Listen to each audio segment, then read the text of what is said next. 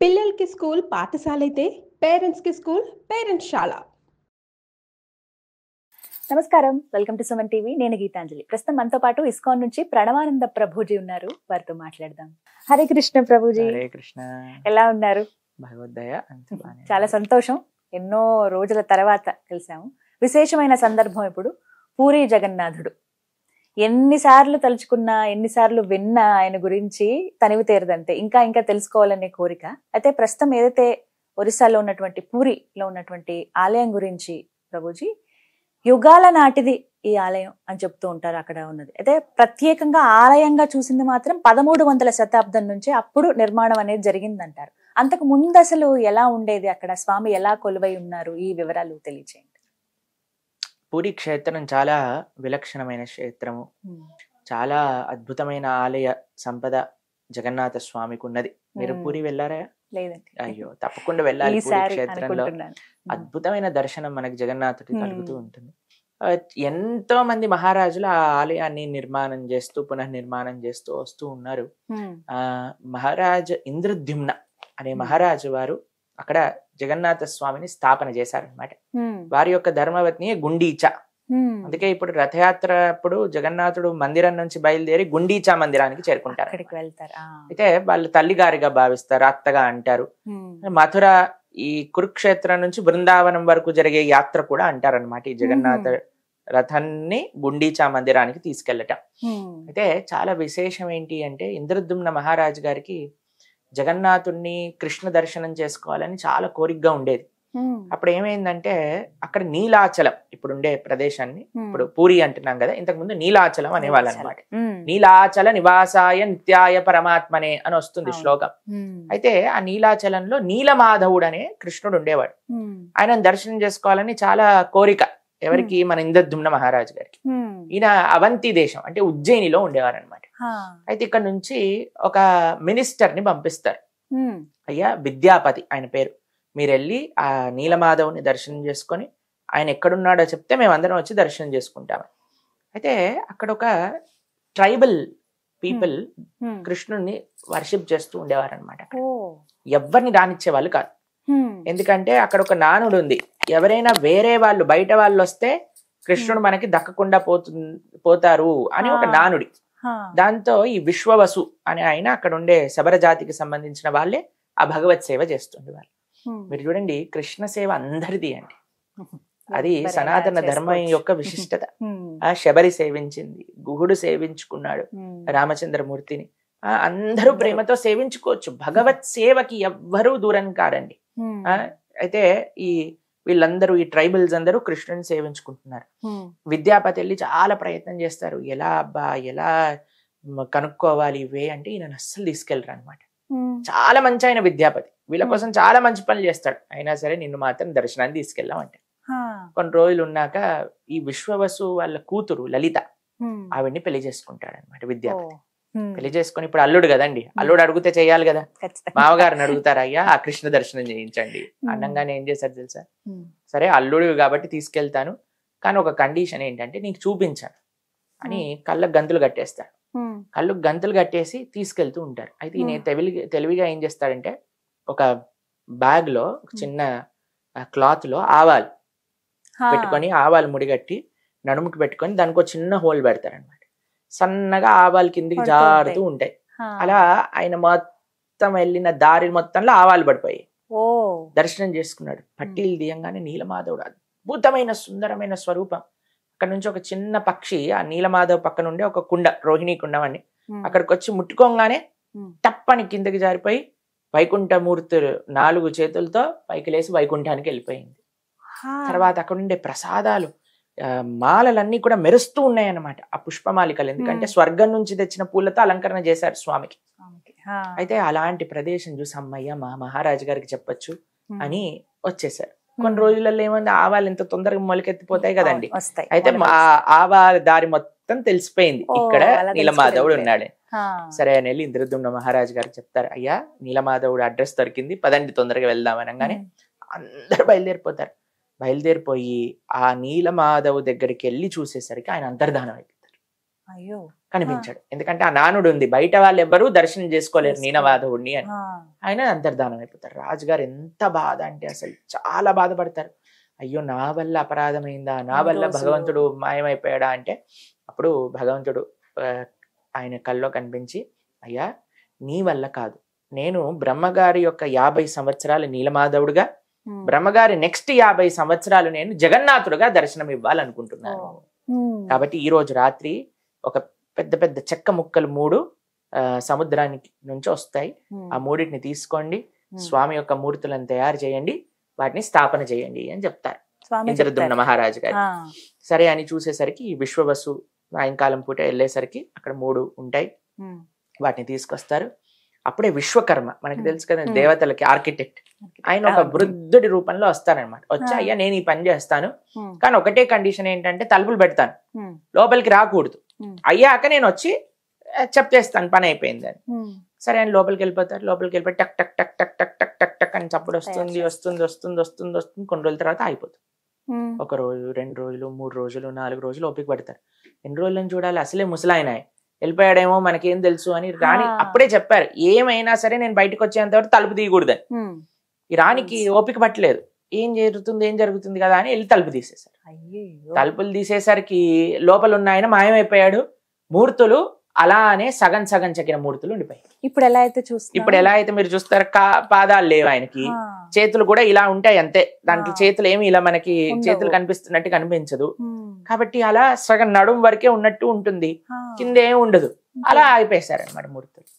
ఇప్పుడు చాలా బాధ. ఫస్ట్ టైం ఏమో మాయమైపోయారు, సెకండ్ టైం సగంగా అయిపోయింది. ఇప్పుడేంట్రా దేవుడా అని అంటే మళ్ళీ ప్రార్థన చేస్తే స్వామి చెప్పారు, అయ్యా నేను ఇదే రూపంలో దర్శనం ఇవ్వాలనుకుంటున్నాను, కాబట్టి ఇలానే స్థాపన చెయ్యి అని అన్నారండి. అయితే జగన్నాథ స్వామిని ఆ రూపంలో ఎందుకు వచ్చారనేది కూడా ఒక రహస్యం.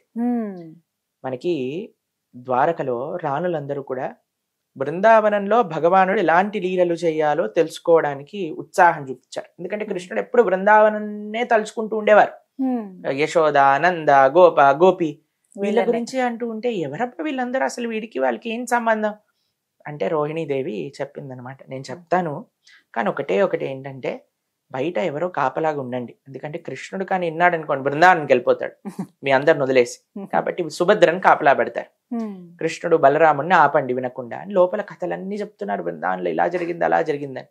అంత లోపల సుభద్రాదేవి ఆనందంతో ఎప్పుడైనా ఆశ్చర్యంతో మన నేత్రాలు పెద్దగా అయిపోతాయి కదండి, అలా సుభద్ర పెద్దగా అయిపోయింది, నేత్రాలన్నీ పెద్దగా అయిపోయాయి, శరీరంలో ఉండే అవయవాలన్నీ లోపలికి వెళ్ళిపోయాయి ఆనందంతో. అది మహాభావ స్థితి అంటారు, మహానందం.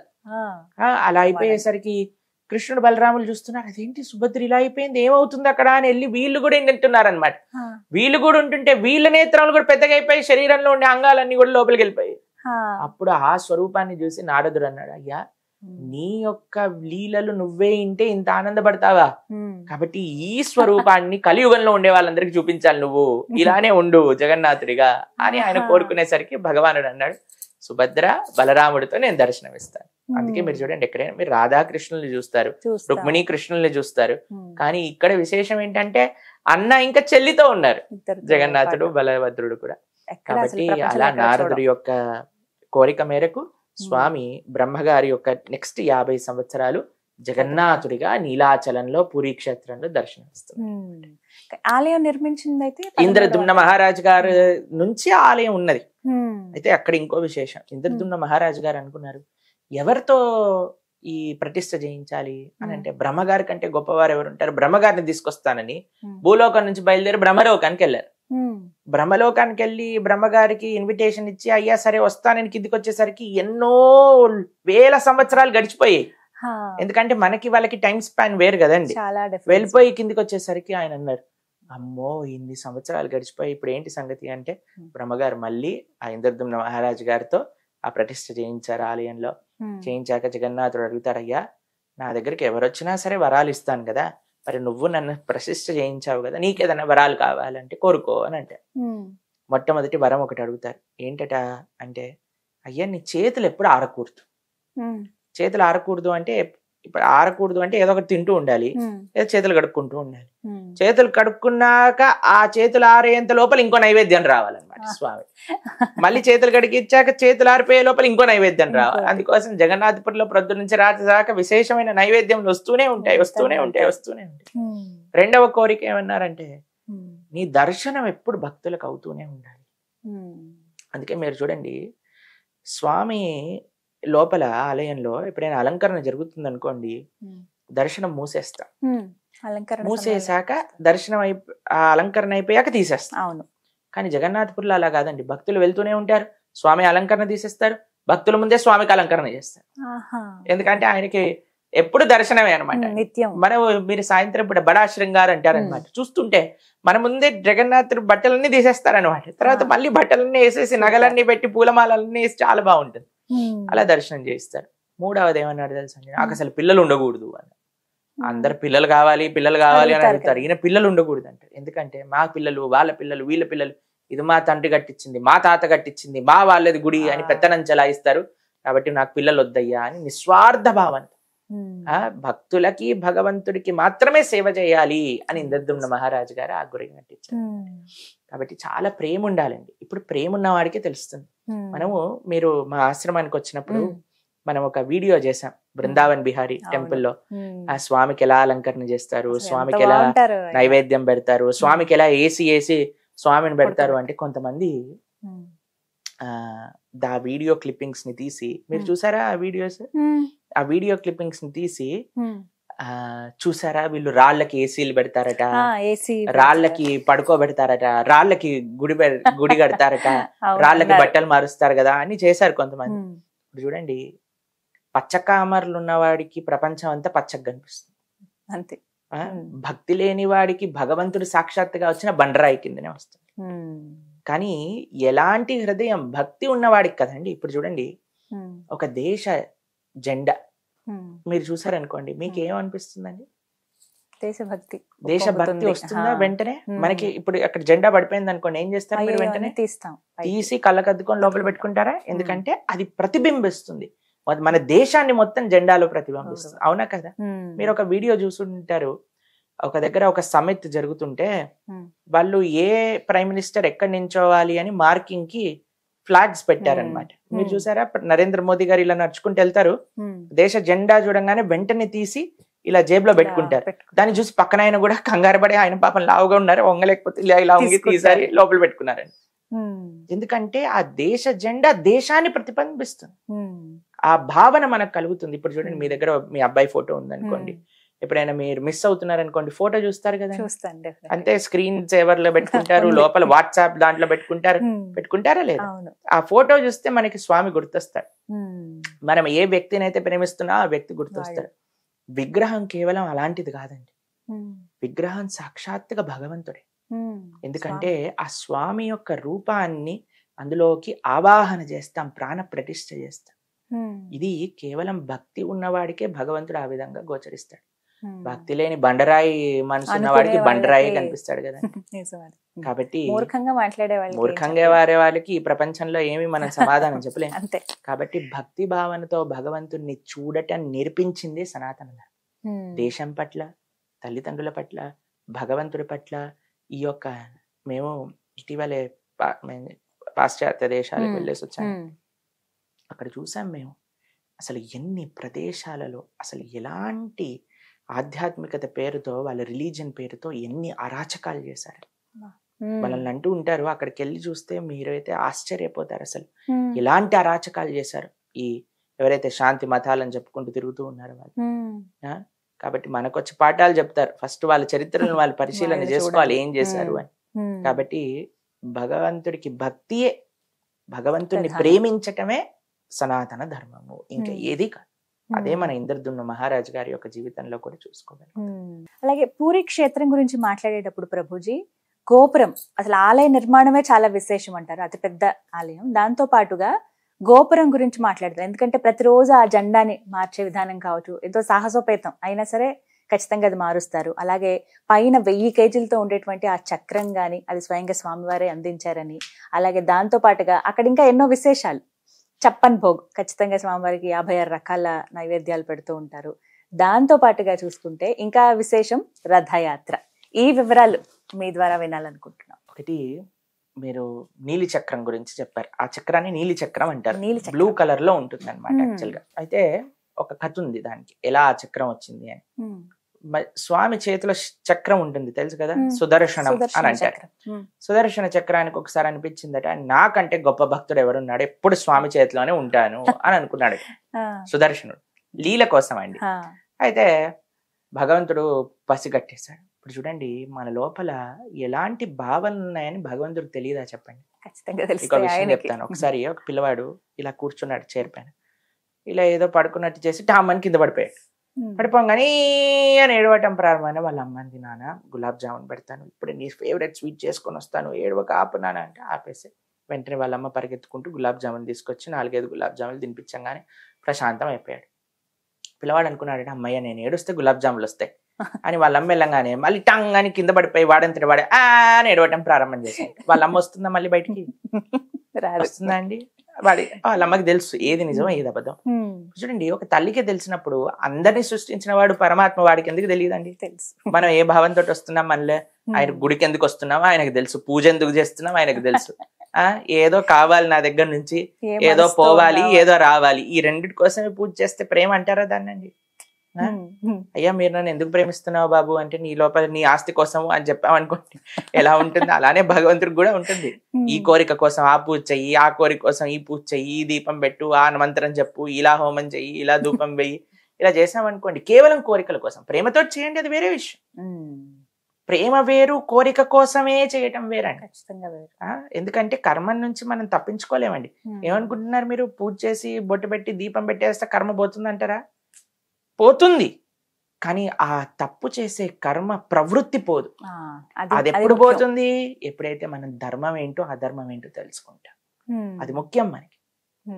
ఈ ఆధ్యాత్మిక కార్యక్రమాలు, ఈ పూజా పునస్కారాలు చేస్తూనే మనకి భగవంతుడు ఏంటి, ధర్మం అంటే ఏంటి వినాలి. అది ఎక్కడ చెప్పున్నది? మంచిగా భగవద్గీతలో చెప్పున్నది. అందుకే మనము భగవద్గీత ఒక కోర్స్ చేస్తున్న 7 జూలై ద్వాదశి, తొలి ఏకాదశి మరుసటి రోజు నుంచి సాయంకాలం పూట 7:30 నుంచి కేవలం 1:30 సేపు మాత్రమే, 18 రోజులు. పిల్లలు, పెద్దలు, యువతి, యువకులు అందరు కూడా చక్కగా 18 రోజులు వింటే మొత్తం భగవద్గీత అర్థమైపోతుంది. అలా మనం ప్రణవానంద దాస్ ఛానల్లో మనం లైవ్ లో పెడతాం అనమాట. అందరూ వీక్షించవచ్చు ఈ కార్యక్రమాన్ని.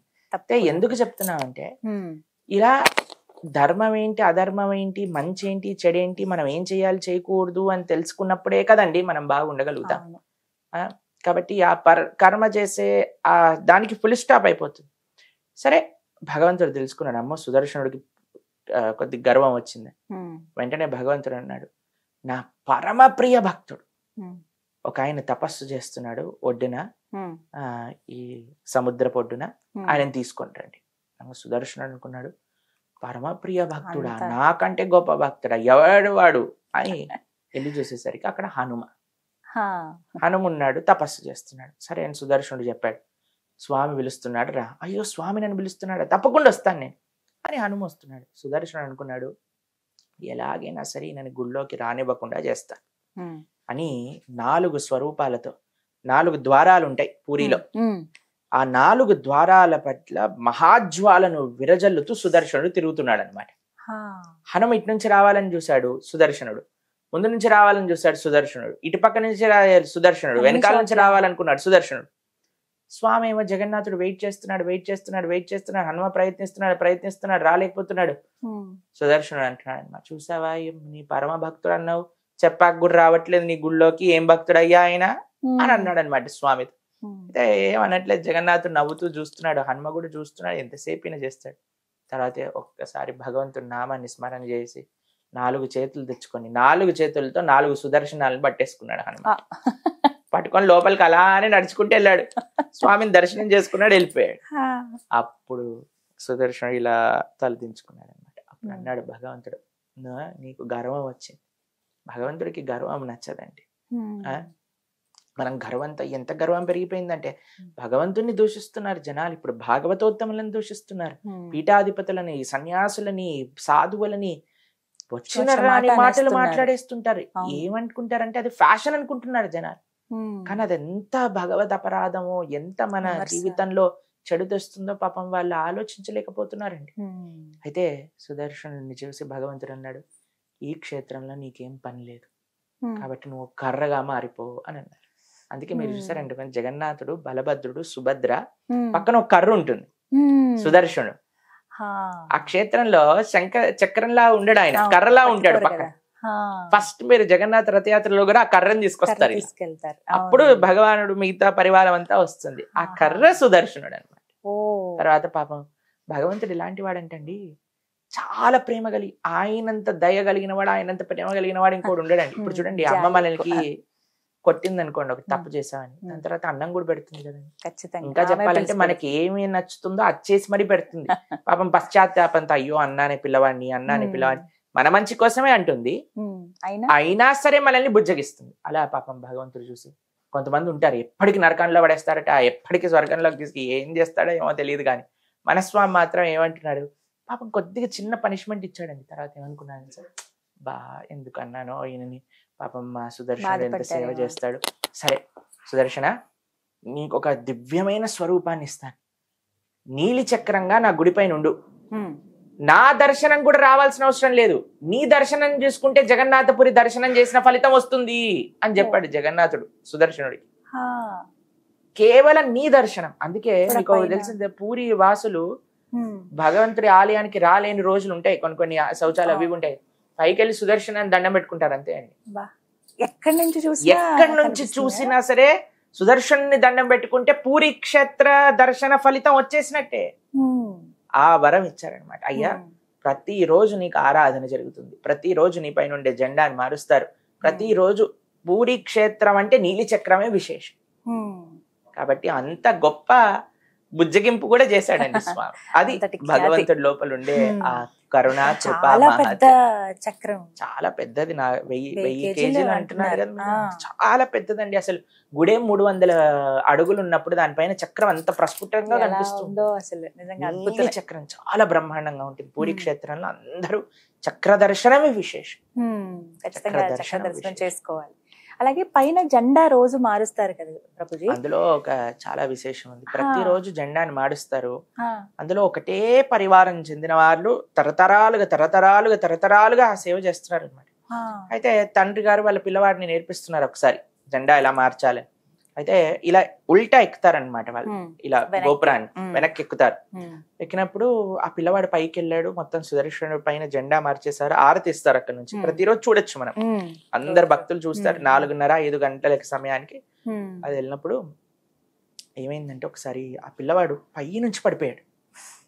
300 అడుగులు సుమారుగా అనుకోండి, అక్కడ నుంచి పిల్లవాడు పడిపోయేసరికి అందరు ఆశ్చర్యం, అందరు చూస్తుంటారు కదండి, అందరూ జగన్నాథ్ జయ జగన్నాథ్ అని ప్రార్థన చేస్తుంటే ఎక్కడి నుంచి వచ్చిందో ఏమో తెలియదు కానీ ఒక పెద్ద కోత వచ్చి ఆ పిల్లవాడిని అలా అని చేతిలో పట్టుకొని ఆపేసి ఆ పిల్లవాడిని దింపేసి ఆ కోత వెళ్ళిపోయింది అక్కడ నుంచి. ఎన్నో సంవత్సరాలు కదా, కొన్ని సంవత్సరాల ముందే. దాని సాక్షులు కూడా ఉన్నారు ఇక్కడ జగన్నాథ్పురిలో. ఇంకా కాబట్టి ఆ పిల్లవాడు కూడా ఉన్నాడు, ఎవరిని కాపాడబడ్డాడు, ఆయన ఇంకా సేవ చేస్తున్నాడు. ఆ సేవ భగవంతుని నమ్ముకున్న వాడికి రక్ష అన్న దాంట్లో ఎటువంటి సందేహం లేదు. అదంటే విశేషం అన్నమాట. అయితే ఆ జెండా గురించి ప్రభుజీ, వ్యతిరేక దిశలో, గాలికి వ్యతిరేక దిశలో ఉంటుందట కదా, అన్ని విచిత్రాలండి. ఇన్ని మహిమలు కలిగినా సరే దేవుణ్ణి అర్థం చేసుకోలేకపోయేవాడిని మూర్ఖుడు కంటే ఏమంటాను చెప్పండి. కానీ ఇదేదో గొప్ప విషయం కాదు, ఆ స్వామి యొక్క కృప. వైకుంఠాన్ని వదిలేసి మన దగ్గరకు వచ్చారు, దానికంటే కొద్ది కృప ఇంకేముంటుంది. ఇప్పుడు చూడండి, మనం ఎవ్వరు కూడా మంచి ఫెసిలిటీ, మీకు ఒక ఏసీ ఆఫీస్ ఇచ్చారనుకోండి, బ్రహ్మాండంగా ఏసీ ఉంది, స్పేషియస్ ఆఫీస్, టేబుల్, చైర్లు అన్ని ఉన్నాయి. తర్వాత మీకు కొన్ని రోజుల తర్వాత చెప్పారనుకోండి, ఇప్పుడు కొద్దిగా అంత బడ్జెట్ లేదు, ఓ గుడిసెలో ఉండండి అన్నారనుకోండి, ఏమంటారు మీరు? వేరే ఆఫీస్ చూసుకుంటామండి, మేము గుడిసెలో ఉండమంటే. ఎందుకంటే మంచి ఫెసిలిటీని వదిలేసి మనం చెడు ఫెసిలిటీకి వెళ్ళాలనుకోం కదండి. వైకుంఠంలో వదిలేసి భగవంతుడు ఈ లోకంలోకి వచ్చాడంటేనే ఎంత విశేషం చెప్పండి. వైకుంఠంలో ఎలాంటి సేవలు చేస్తారంటే తెలుసా అండి, వైకుంఠంలో దుమ్ము లేదు, పొల్యూషన్ లేదండి, కానీ లక్ష్మీదేవి ఎప్పుడు తుడుస్తూనే ఉంటుందట. ఎందుకంటే మా స్వామి వచ్చినప్పుడు అంత చకాచక్ ఉండాలని, దుమ్ము లేని ప్రదేశంలో కూడా తుడుస్తూనే ఉంటుందట ఆవిడ. అంటే ఎంత ప్రేమగా చూసుకుంటారో భగవంతుని ఆలోచన చేయండి. శ్రీమతి రాధారాణి గోలోక బృందావనంలో ఇప్పటి వరకు ఒక్క ఐటెం కూడా రిపీట్ చేయకుండా వండుతుందటండి కృష్ణుడికి ప్రతిరోజు. అలాంటి రోజుకి ఒకటే ఐటెం కాదు, రోజుకి 108, రోజుకి చెప్పని భోగు, కానీ ఇప్పటి వరకు ఒకటి కూడా రిపీట్ అవ్వలేదటండి స్వామి.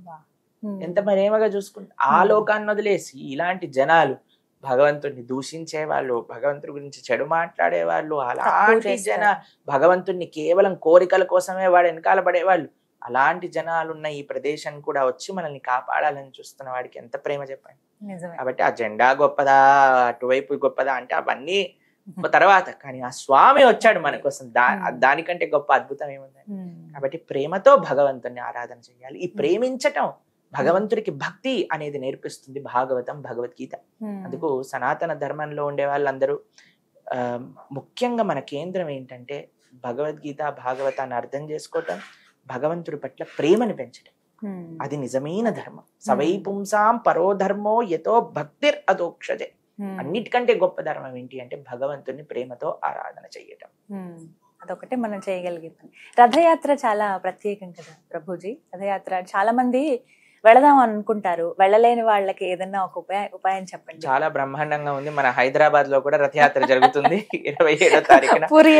ప్రభుపాదుల వారి యొక్క దయ వల్ల ప్రపంచం మొత్తం రథయాత్ర జరుగుతుంది. నిజంగా అసలు మీరు ఏ ప్రపంచంలో ఏ దేశానికి వెళ్ళినా సరే రథయాత్ర జరగకుండా లేదు ఇప్పుడు. అది ప్రభుపాదుల వారి మహత్యం. మీకు ఒక విషయం తెలుసా, ఇస్కాన్ లోకి జగన్నాథ స్వామి ఎలా వచ్చారో తెలుసా అండి మీకు? ప్రభుపాదుల వారు అమెరికాలో ఉన్నారు, వారికి ఒక శిష్యురాలు ఉన్నారు మాలతీదేవి అని. అయితే ఆవిడ ఒకసారి ఒక ఇండియన్ స్టోర్కి వెళ్ళారనమాట అమెరికాలో. అయితే అక్కడ ఈవిడికి కనిపించారు, ఎవరో నల్లగా ఏదో ఉన్నారు, బొమ్మలా ఉంది, బాగుంది కదా అని ఆవిడ కొని తీసుకొచ్చి ప్రభుపాదుల వారి టేబుల్ మీద పెట్టారనమాట. పెట్టంగానే ప్రభుపాదుల వారు చూడంగానే వెంటనే ఆ ఆసనం పై నుంచి నిల్చొని సాష్టాంగ దండవత్ ప్రణామం చేశారు.